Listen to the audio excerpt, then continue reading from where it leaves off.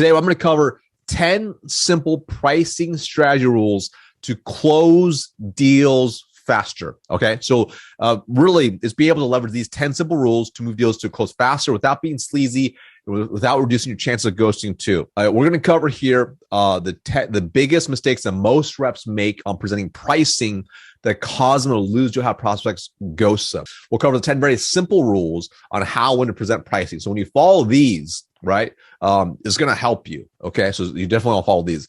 I'll also cover the power of pricing psychology and how to value stack your solution so your pricing is a no-brainer. And this is even if you cost more than the competition, 2, 3, 4, 5x plus. Okay. We're also going to cover how to break through limiting beliefs so you can close bigger deals. And let me just preface before I go into the rules, what most people do. So most salespeople, this is what they do.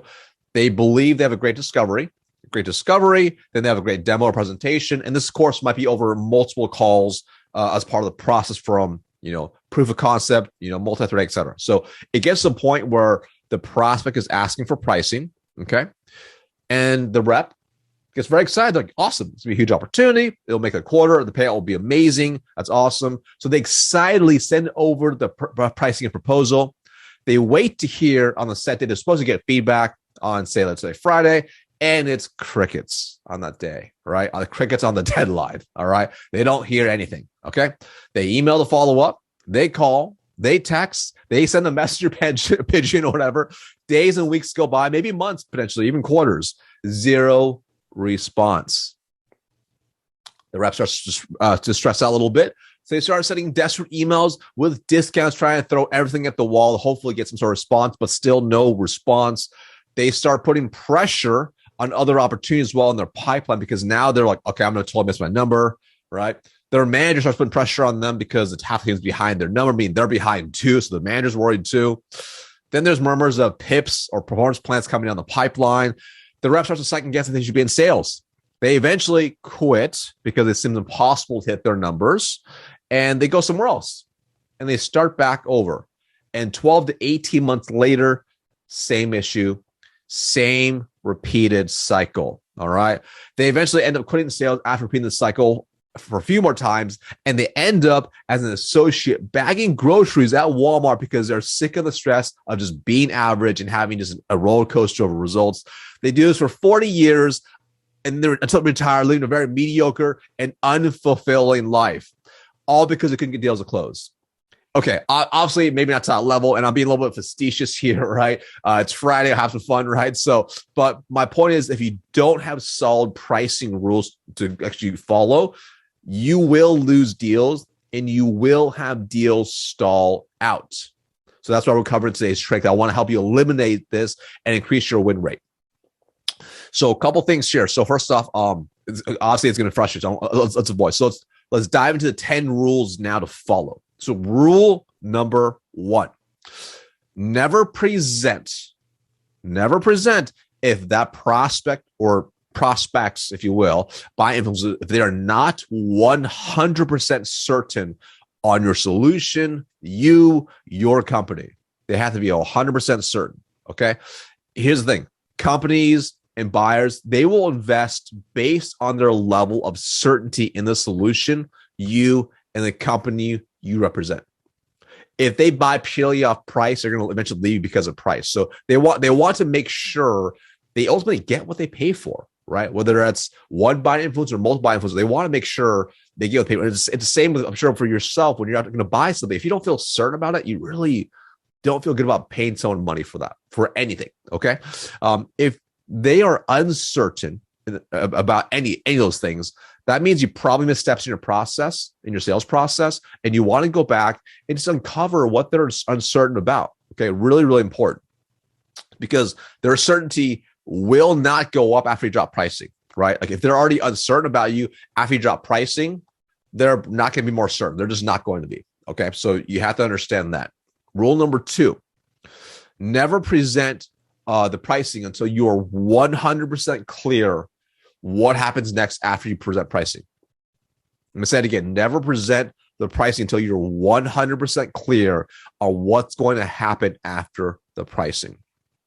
So if you're unclear what happens next, your deals are going to stall. I mean, chances are very, very good. So the way you want to think about this, especially in a complex buying decision when there's multiple buying influences, imagine if the prospect had to detail out step by step, A to Z, exactly what happens after your call ends to make it happen. Like, what would that look like specifically? Like, 1, 2, 3, 4, who's involved? What's that process look like? What's important to each person? How we make sure they have certainty as well. This is really key because when you know this helps you maintain the control of the process. It helps you lead the process through what happens next. Because if they're not certain either, or you're not certain, it potentially could stall because of that. Rule number 3, never present pricing if you do not have executive sponsorship when dealing with a complex organization. All right. So the larger the opportunity, like enterprise opportunities, it usually means it's more complex. And what I mean by complexity here, it means there's multiple buying influences. That could be 5, 6, 7, 10 potential people that are part of the process that are involved with buying decisions. So you need to make sure, and especially in opportunities like that, who is the economic buyer, right? So the economic buyer is ultimately a person who can actually release or shift the funds. All right. So if you ever watch or read Strategic Selling, it's a Miller Heiman book, it's a fantastic book. It's kind of old school, but the concepts are great.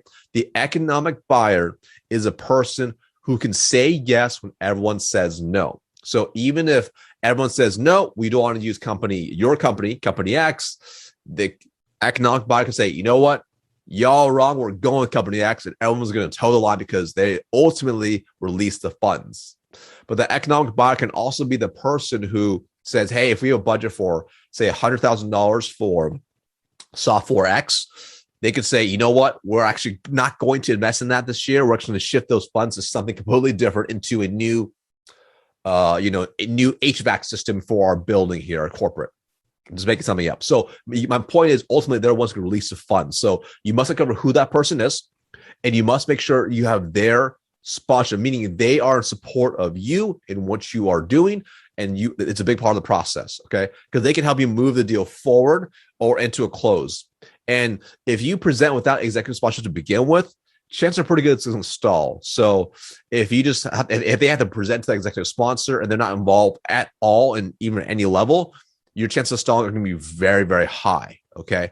Because they may not understand as well on how your solution aligns with strategic initiatives that they are driving, which ultimately is what the company works toward. And this is so vital, especially for enterprise opportunities. Now, it doesn't mean that they have to be at every single meeting. It doesn't mean they have to be at every single call. I'm not saying that, but that you need to make sure you're in connection with them. And they are involved in the parts that are important for them and how they make decisions. So really, really important. Make sure you have the executive sponsorship. Rule number 4, never sell on pricing and only on value. It may seem really obvious, but if you only sell on pricing and if you sell only on pricing and not on value, eventually that person is going to probably leave you and your company, go somewhere else for a cheaper price. It's a race to the bottom. So that's never a good thing. Also, when you sell only on price, it does absolve you from actually having the core skills of actually being good at sales. Like, it takes skill to be able to properly portray value. So it's important to understand that. And also, just going and being cheap is not really a good, sustainable long-term strategy. Okay. Rule number 5, keep it wildly simple. Wildly simple. So no hidden fees or surprises. All right. So let me give you an example. So I've seen this happen before. This is an example. This is one example right here. So if they say, hey, example number 1, hey, you have for our pricing here, you have a $2,500 one-time setup charge. You have $50 a user per month, and you have 82 users. You also have $2 a user per month for fee number 1 for 82 users. You have $3 user per month for fee number 2 for 82 users. It's also $250 a month for XYZ fee number 3, plus your local county taxes, plus local state taxes. That's a lot of math they're going to try to figure out. Some people do that. Or they might even just not include the setup charges, only include the consistent charges and leave everything else out. So whatever this number is, they say, hey, it's going to be, for all this, it's going to be like, $5,000. And then they find out there's a setup fee, taxes, fees, etc. Well, that doesn't feel good. So think about even you as a buyer. Like, for example, renting cars is a good example. If you go rent a car, a lot of times they'll say, hey, the daily rate is X amount per day.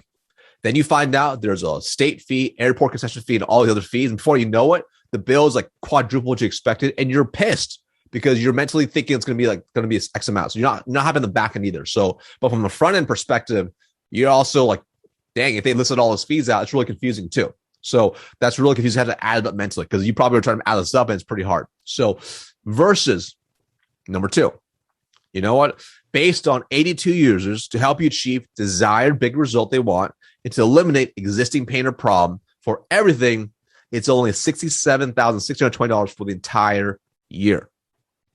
Wow. Okay. And if they ask, okay, cool. Any fees? It's actually built into that price. Cool. How much are taxes? It's also built in there as well.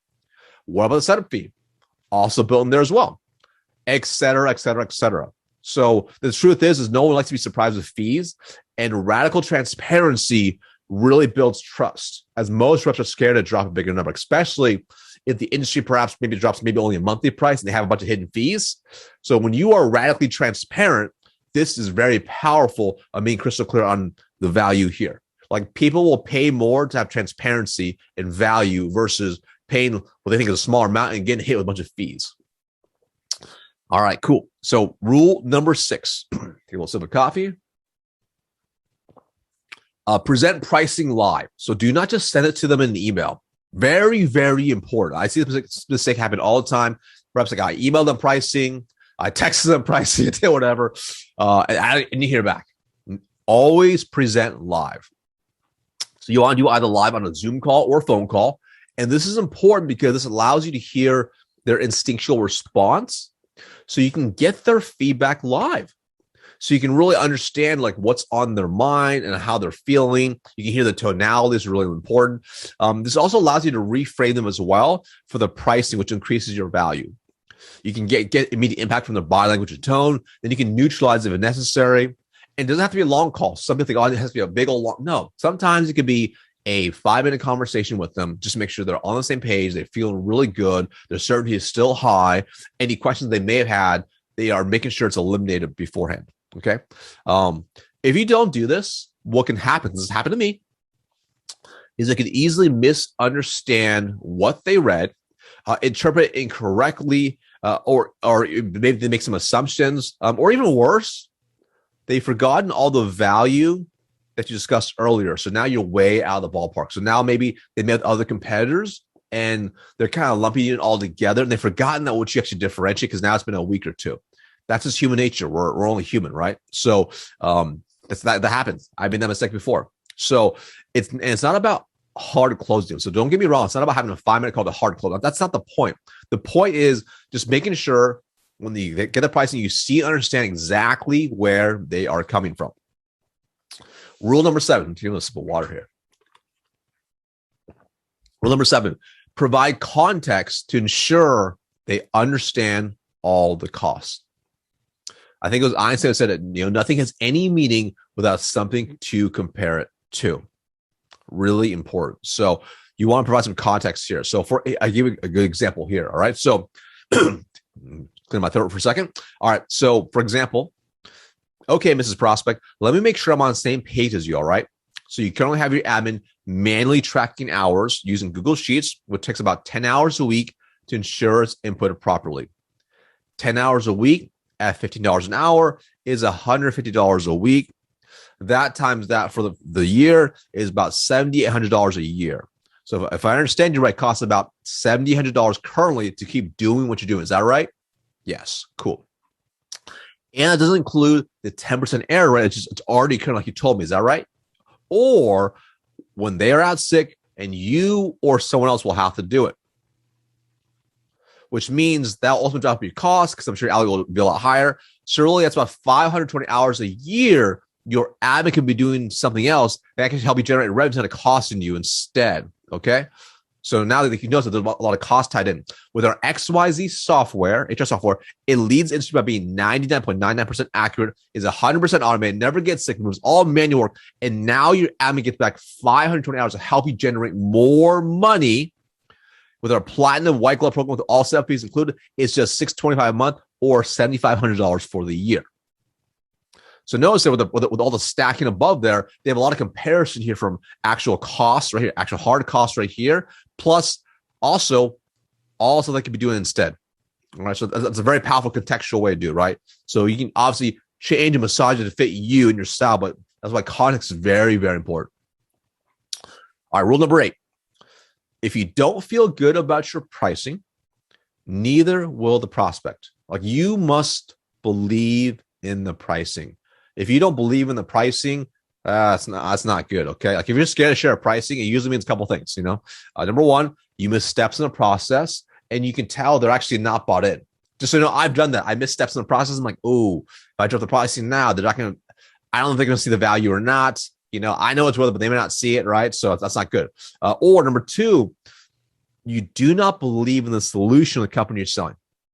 That's really scary too. If you don't believe in the solution company you're selling for, AKA you personally would not buy it yourself if you're in that person's shoes, and you don't see value in it, that's going to be really hard to present pricing. All right. So that's scary, right? Which ties into the next point. If you do not believe in investing that amount of money, AKA you don't see the value, you got to really ask yourself, if I was that decision maker, would I truly invest in a solution? Remember, you sell how you buy. Like, cheap people attract cheap buyers, and they expect that because that's how they buy. Really, really important. And some of you might be saying, well, I'm actually pretty frugal, but but I would buy it. That's not my point. My point is, from a mindset perspective, because there might be things that maybe you're frugal about, but there's certain things where you're willing to pay more money for, so you're willing to invest. So for example, me personally, I'm actually pretty frugal. However, there's certain things that I absolutely love. So for example, high quality foods, we'll invest a lot of money into foods. All right. That's what we do. Right. I like timepieces and watches. I'll invest in that. But my clothes, I wear the same clothes pretty much every single day. It's pretty inexpensive. Okay. So I'm very frugal about a lot of things like that. But for certain things, I'm willing to invest money in because I sell how I buy. Okay. You must believe in the pricing, and your level of conviction must match your belief. I'm going to say it again. Your level of conviction must match your level of belief. Very, very important. Rule number 9, never negotiate via email. Never negotiate via email. Okay. Like, similar to rule number 6 on presenting live, you always want to get back on the call if they're wanting to shift terms. Okay. This really opens the dialogue and embrace the conversation. So for example, I was talking to a rep a while ago, and what they were doing was they have this great conversation, great discovery, great presentation, great demo, and then they actually present pricing live, and then they're going back to their process, and they're getting email back from the prospect saying, hey, can you do this instead? Can you change this payment term, or change this, or change that? And they're just responding back. You don't want to do it. Get them on the phone. Get them on the phone so you can just make sure you truly understand why they're asking that question. But now you can actually have a conversation and dialogue to make sure the situation has not changed for them, that it's still 100% in, and you need to make sure that's the only object so you can neutralize it and come to a mutually beneficial decision to actually come to a close for both of you guys. Really important. Very simple mistake to make. Okay. And rule number 10, one of the best ways to win opportunities and to actually, price properly is actually to run a refined sales process in which you're actually systematically eliminating actually a lot of these objections for the price conversation. And this is really, really key here, right? Because when you do the upfront process properly, it can make the back end virtually objectionless, right? So when you actually present pricing, it becomes a very logical conclusion to the process. So, for example, if you see some other past trainings, when you actually take them through the sales process, you're doing all the right things, you'll get to the point where ultimately, they're here where they just have so much certainty, right? Like they see as a must-have, they're 100% certain this is exactly what they need to have. Then yes, for sure. Then you're able to actually move forward and present the pricing after the business. It becomes very, very logical. So there you have it. That's the 10 rules I have right there. Hopefully you're taking lots of notes right there. I'm assuming you're taking lots of notes right here. But follow these rules. I promise, if you follow these rules, you will increase your close rate by just simply following these rules automatically because of that. And also with some of the other rules as well, you will close bigger deals as well. Okay. So next steps from here. Because this is all cool and sounds gravy. This is not theory, it's all proven. You want to take action. Okay. So next steps is what you want to do is Knowledge means nothing without action, right? Action is what creates results. These rules mean nothing if you don't take action. So today, next week, when you're presenting pricing, whenever you're watching this, implement these rules. So this way you can start closing these deals faster. And if you feel yourself about to retract, follow these rules, and you'll see you can bring it back to the right place to close these deals faster.